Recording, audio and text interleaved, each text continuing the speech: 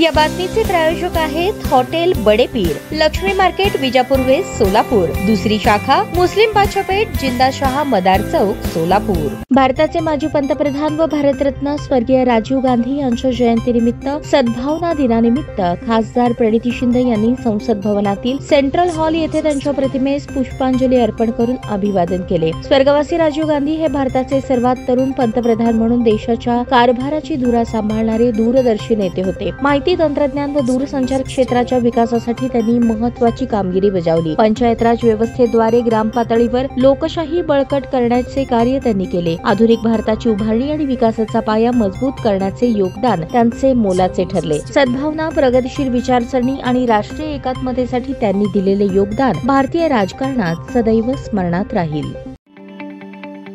ताज्या बातम्या पाहण्यासाठी प्राईम महाराष्ट्र न्यूज चॅनलला सबस्क्राईब करा।